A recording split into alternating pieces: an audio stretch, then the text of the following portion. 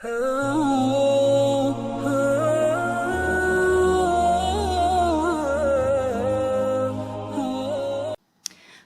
علیکم ورحمۃ اللہ وبرکاتہ۔ امید کرتی ہوں آپ سب خیریت سے ہوں گے۔ رمضان کا مہینہ گزر گیا اور آئی ہوپ کہ آپ سب کی عید بہت اچھی گزری ہو۔ آج ہمارا سیشن ہے، یہ پہلا سیشن ہے رمضان کے بعد۔ ہم نے رمضان المبارک میں امام غزالی رحمۃ اللہ علیہ کی کتاب احیاء علوم الدین سے شیطان کے دروازوں پر کچھ سیشنز کیے تھے، اور آپ کو یاد ہوگا کہ اس سلسلے میں ہم حسد پر گفتگو کر رہے تھے۔ ہم نے حسد کی تعریف، اس کی ڈیفینیشن، اس کی اقسام، اس کی ٹائپس، حسد کے مراتب، سٹیجز حسد کی، اور حسد کے اسباب یعنی اس کے کازز پر گفتگو کی تھی۔ آج کا جو ہمارا سیشن ہے وہ امام صاحب کے تجویز کردہ جو علاج ہے حسد کا اس پر بیس کرے گا۔ تو شروع کرتے ہیں۔ اعوذ باللہ من الشیطان الرجیم، بسم اللہ الرحمن الرحیم، رب اشرح لی صدری ویسر لی امری واحلل عقدۃ من لسانی یفقہوا قولی، رب زدنی علما، آمین یا رب العالمین۔ دل سے حسد کی بیماری دور کرنے والی دوا۔ امام صاحب لکھتے ہیں، جان لو حسد دل کی عظیم ترین بیماریوں میں سے ایک بیماری ہے، اور دلوں کی بیماریوں کا علاج علم اور عمل کی معجون کے ذریعے ہو سکتا ہے۔ یعنی علم حاصل کرنا اس بیماری کے حوالے سے، اور پھر عمل اس پہ پریکٹیکلی کرنا، ان دونوں چیزوں کا کمبینیشن یا معجون، یعنی جیسے ایک دوائی جو ایک حکیم تجویز کرتا ہے، ان دونوں چیزوں کے کمبینیشن سے یہ علاج ممکن ہے کہ حسد کا جو یہ رذیلہ ہے، جو یہ وائس ہے، جو کہ انتہائی ڈسٹرکٹیو ہے، اس کو ہم اپنے دل سے نکال سکیں اور اپنے دل کا تزکیہ کر سکیں۔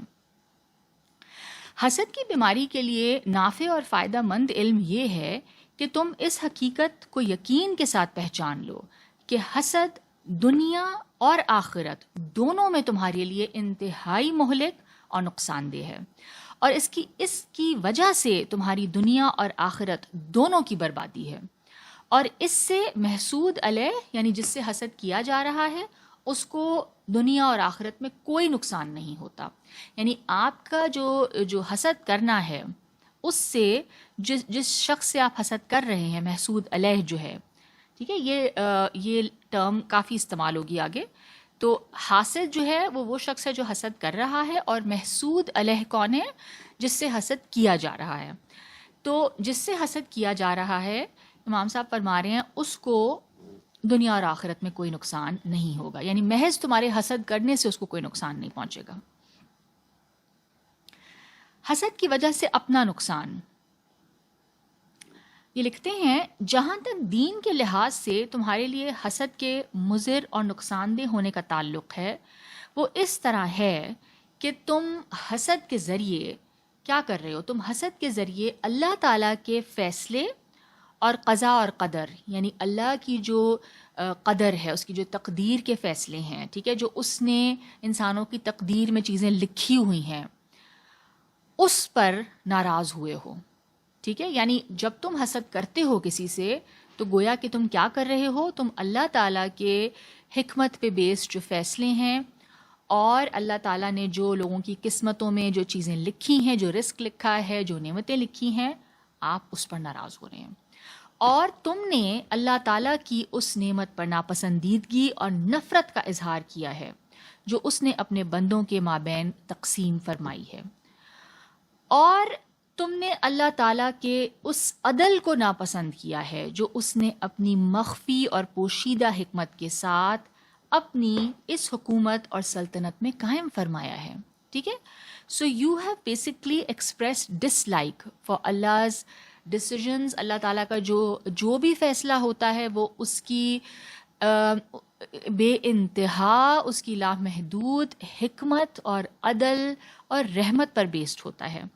تو اللہ تعالیٰ کی جو کچھ مخفی اور پوشیدہ حکمت کے ساتھ اس نے اپنی سلطنت، اپنی حکومت، اپنی کریشن کے ساتھ جو فیصلے فرمائے ہیں آپ نے ان فیصلوں کو ناپسند کیا ہے، ٹھیک ہے، حسد کر کے.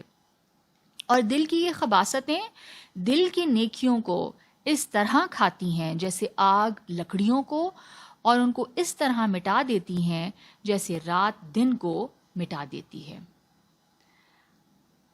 حسد کی وجہ سے دنیاوی نقصان کیا ہوتا ہے؟ امام صاحب لکھتے ہیں حسد کا دنیا کے لحاظ سے تمہارے لیے نقصان دہ ہونا اس طرح ہے کہ تم دنیا میں اپنے حسد کی وجہ سے درد اور الم اور دکھ اٹھاتے ہو، اور اس کی وجہ سے عذاب میں مبتلا رہتے ہو، اور تم ہمیشہ رنج اور غم میں رہتے ہو، کیونکہ اللہ تعالیٰ تمہارے حسد کی وجہ سے تمہارے دشمن کو ان نعمتوں سے تہی دامن یا محروم تو نہیں کرتا جو ان کو عطا کرتا ہے، لہٰذا تم ان کی ہر نعمت کو دیکھ کر ایک نئے الم اور نئے عذاب میں مبتلا رہتے ہو، اور اس سے دور ہونے والی ہر بلا اور مصیبت کی وجہ سے دکھ اٹھاتے ہو، اور اس طرح تم ہر لمحہ مغموم اور محروم یعنی پریشان، اداس اور ڈپرائیوڈ فیل کرتے ہو، پریشان دل اور تنگ سینہ رہتے ہو، کیونکہ جو کچھ تمہارا دشمن تمہارے لیے اور تم اپنے دشمن کے لیے چاہتے ہو وہ سارا کچھ صرف تم پر نازل ہو گیا ہے. یعنی تم پریشان ہو، تم یہ چاہ رہے ہو کہ جس سے تم حسد کر رہے ہو وہ پریشان ہو، وہ دکھی ہو، لیکن در حقیقت کیا ہو رہا ہے؟ تم پریشان ہو اور تم خود تنگ دل ہو. ٹھیک ہے، تم اپنے دشمن کے لیے مشقت چاہتے تھے لیکن تمہیں فوراً نقد مشقت اور غم مل گیا، اور اس کے ساتھ ساتھ تمہارے حسد کی وجہ سے محسود علیہ سے وہ نعمت بھی زائل نہیں ہوئی. ٹھیک ہے، آپ کو کیا مل رہا ہے حسد کر کے؟ فوراً آپ کو مشقت اور غم مل رہا ہے.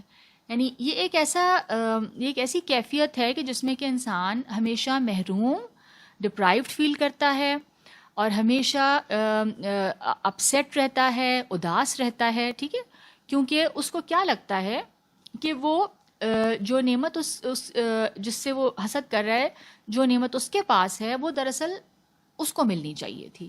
ٹھیک ہے، تو یہ کیفیت بہت ہی تکلیف دہ ہے. اگر تمہارا قیامت کے دن دوبارہ اٹھائے جانے پر یقین اور حساب و کتاب پر ایمان نہ بھی ہو، تو پھر بھی اگر تم ایک عقل مند انسان ہو تو تمہاری سمجھ اور عقل مندی کا تقاضا یہ ہے کہ تم حسد سے بچو، کیونکہ یہ بے فائدہ ہونے کے ساتھ ساتھ اس میں دل کا دکھ اور رنج بھی ہے. تم اپنے آپ کو پریشان کر رہے ہو. ٹھیک ہے، فائدہ تو کوئی اس کا ہے ہی نہیں، بٹ اس کا نقصان بہت زیادہ ہے. نقصان کیا ہے؟ جو آپ کے دل میں دکھ اور رنج ہے.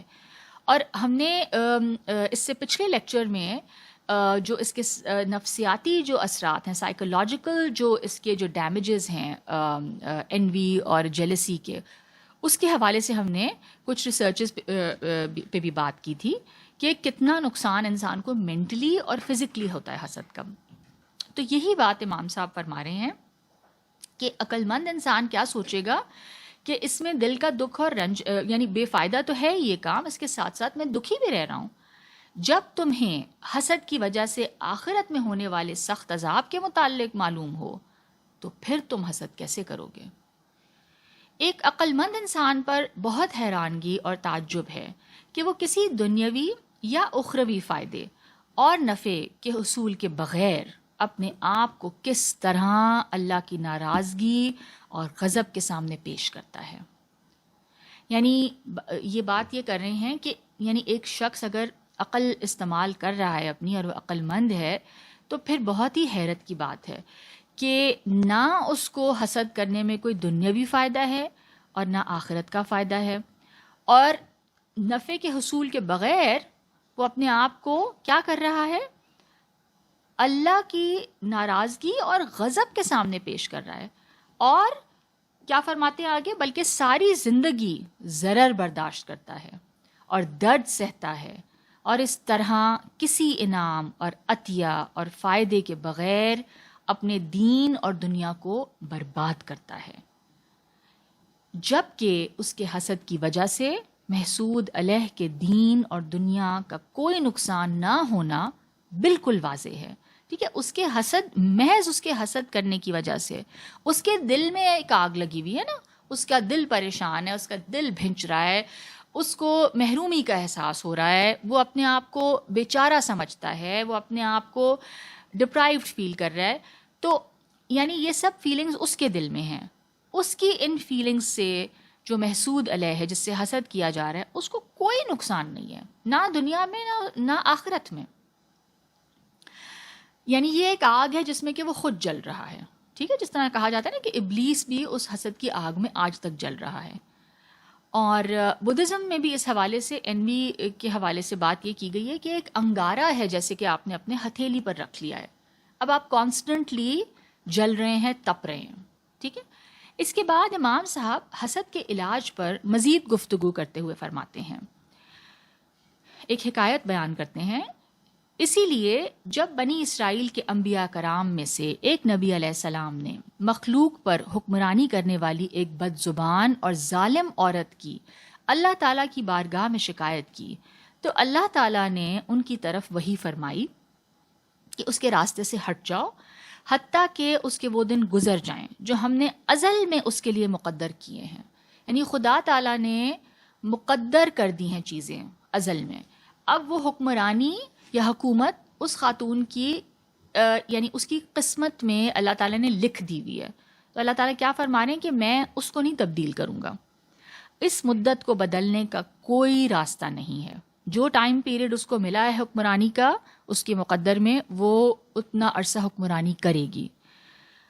اس مدت کو بدلنے کا کوئی راستہ نہیں، لہٰذا صبر کرو حتیٰ کہ وہ مدت گزر جائے جس میں اس کی دائمی بلندی مقرر کی گئی ہے. ٹھیک ہے، یعنی وہ ایک ازل میں فیصلہ کیا گیا. یعنی اللہ رب العزت نے قسمتوں کے فیصلے کچھ ایسے اٹل کیے ہوئے ہیں کہ وہ ان چینجنگ ہیں. تو وہ جتنا عرصہ اس کو وہ اقتدار ملا ہے وہ نہیں بدلے گا.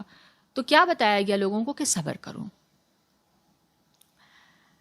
جب حاسد کے حسد کی وجہ سے نعمت زائل نہیں ہوتی تو محسود علیہ کے لیے نہ دنیا میں کوئی ضرر ہے اور نہ آخرت میں اس پر کوئی گناہ ہوگا. ٹھیک ہے، اس کو تو کوئی گناہ نہیں ملے گا نا، کیونکہ یہ جو کچھ ایکسپیرینس، جو کیفیت ہے یا جو کچھ ایکسپیرینس ہے، یہ تو حاسد کا اپنا ایکسپیرینس ہے.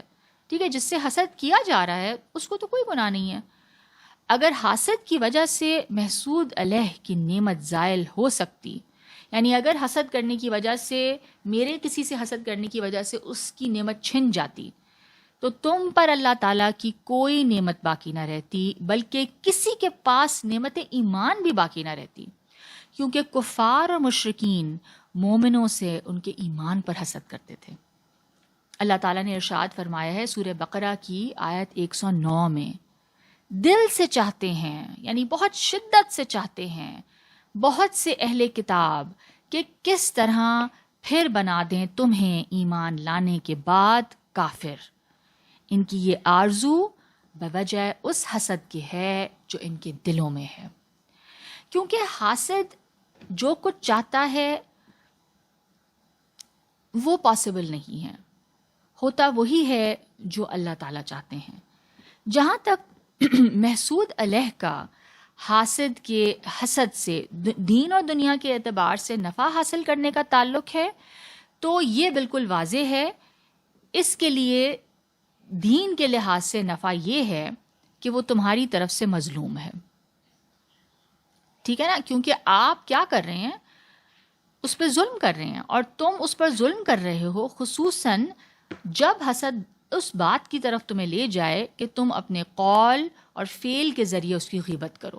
ٹھیک ہے نا، ایک تو یہ ہے کیفیت کہ آپ نے حسد اپنے دل میں رکھا ہوا ہے. ٹھیک ہے نا، لیکن جب وہ حسد آپ کو ابھارے کہ آپ اس شخص کی برائیاں کرنا شروع کر دیں، ٹھیک ہے، اس کی غیبت کریں، اس کے عیب بیان کرو اور لوگوں کے سامنے اس کی برائیاں بیان کرو، تو یہ کیا ہے؟ امام صاحب فرما رہے ہیں یہ وہ تحائف ہیں جو تم محسود علیہ کی طرف بھیجتے ہو. تم ایکچولی اس کو گفٹس دے رہے ہو، اپنی نیکیاں دے رہے ہو اس کو. یعنی تم حسد کے ذریعے اپنی نیکیاں اس کو تحفتاً بھیجتے ہو، حتیٰ کہ تم قیامت کے دن اللہ کے ساتھ مفلسی میں اور نعمتوں سے خالی ہاتھ ملاقات کرو گے. ٹھیک ہے، یہ this is something very very serious. غرض یہ کہ ابلیس کا حسد بھی تجھ میں جاری ہو گیا، اور تیرا اپنا حسد بھی تیرے دشمن کے بجائے تیرے اپنے اندر جاری ہو گیا ہے، اور تم جنتیوں کی کسی قسم میں شامل نہیں ہوگے. Excuse me. اے حسد کرنے والے، بلکہ اگر بیداری یا نیند کی حالت میں تجھ پر تیرا حال منکشف ہو جائے، یعنی اب ایک مثال کے ذریعے امام صاحب ایکسپلین کر رہے ہیں کہ اگر نیند میں یا جاگتے ہوئے تمہیں اپنی جو سٹیٹ ہے، جو تمہاری کیفیت ہے، اگر وہ تمہارے سامنے عیاں ہو جائے، تو اصل میں کیا ہو رہا ہے تمہارے ساتھ؟ تم اپنے آپ کو تو ایک ایسے آدمی کی صورت میں دیکھو گے جو اپنے دشمن کو ہلاک اور قتل کرنے کے لیے اس کی طرف ایک تیر پھینکتا ہے، لیکن وہ تیر اس کی طرف نہیں جاتا، بلکہ وہاں پہنچنے سے پہلے واپس لوٹ آتا ہے اور اس کی اپنی دائیں آنکھ میں لگتا ہے اور اس کی آنکھ نکال دیتا ہے، جس سے تیر پھینکنے والے کا غصہ مزید تیز ہو جاتا ہے اور وہ دوسرا تیر پہلے سے بھی زیادہ سختی کے ساتھ دشمن کی طرف پھینکتا ہے، لیکن وہ تیر بھی دشمن کی طرف نہیں جاتا بلکہ اس کی طرف لوٹ آتا ہے اور اس کی دوسری آنکھ میں آ لگتا ہے، اور اب اس کا غصہ مزید تیز ہو جاتا ہے اور اس کا تیسرا تیر اس کے سر پر آ لگتا ہے اور اسے زخمی کر دیتا ہے، اور اس کا دشمن ہر حال میں اس کے تیروں سے محفوظ رہتا ہے. وہ اسی طرح بار بار دشمن کی طرف تیر پھینکتا رہتا ہے اور وہ واپس لوٹ کر اس کو زخمی کرتے رہتے ہیں، اور اس کے دشمن اس کے ارد گرد اس پر خوش ہوتے رہتے ہیں اور اس پر ہنستے رہتے ہیں. سو دس از ایکسٹریملی ٹریجک اگر دیکھا جائے تو. جو یہ ایک میٹافورکلی جو ایکسپلین کیا گیا جو اسٹیٹ ہے حاسد کی، یہ بہت ہی ایک سیڈ اور ٹریجک ہے، یہ جو کیفیت ہے جس کا وہ شکار ہے. اور اگر انسان اسی کو ویژولائز کر لے، ٹھیک ہے، آپ اسی کو امیجن کر لیں کہ اف، یعنی اگر آپ کسی سے حسد کر رہے ہیں تو آپ کیا کر رہے ہیں، ٹھیک ہے، آپ کس طریقے سے اپنے آپ کو زخمی کر رہے ہیں، نقصان پہنچا رہے ہیں، نہ صرف دنیا میں بلکہ آخرت میں تو کھلا خسارہ ہے. آپ اپنی جس سے آپ حسد کرتے ہیں، لازمی طور پر اکثر ایسا ہوتا ہے کہ کسی نہ کسی موقع پر آپ اس شخص کی برائی ضرور بیان کرتے ہیں، کیونکہ حسد آپ کو پرووک کرتا ہے اس چیز پر، آپ اس میں عیب تلاش کرتے ہیں، ٹھیک ہے، بہانے سے آپ اس کی برائیاں بیان کرتے ہیں، کیونکہ آپ سے اس کی جو نعمت ہے وہ برداشت نہیں ہو رہی. تو ان سب چیزوں پہ غور و فکر کرنے کی بہت زیادہ ضرورت ہے ہمیں، اور اپنے دلوں کو ٹٹولنے کی ضرورت ہے کہ کہیں ہم اس مہلک بیماری کا شکار تو نہیں ہیں، اور اگر ہیں تو ہم کون سی سٹیج پر پہنچ چکے ہیں. اور یعنی ایک بہت ارجنٹ بیسس پہ ہم اس چیز پر کام کرنا شروع کریں، اپنا محاسبہ کریں، اپنے آپ کو آبجیکٹیولی اینالائز کریں، اور اللہ تعالیٰ سے بہت زیادہ دعا کریں کہ ہمیں توفیق عطا فرمائے کہ ہم اپنے دل کا تزکیہ کر سکیں اس انتہائی مہلک رذیلے سے. ٹھیک ہے، اور دعا کرتی ہوں، اور انشاءاللہ امید کرتی ہوں انشاءاللہ ہم اگلے لیکچر میں اس کو کنٹینیو کریں گے، کچھ اور اس کے بارے میں امام صاحب نے جو فرمایا ہے اس پہ بات کریں گے، اور پھر اس ٹاپک کو کنکلوڈ کریں گے. ربنا تقبل منا انک انت السمیع العلیم وتب علینا انک انت التواب الرحیم. سبحانک اللہم وبحمدک نشہد ان لا الہ الا انت نستغفرک ونتوب الیک. السلام علیکم ورحمۃ اللہ وبرکاتہ.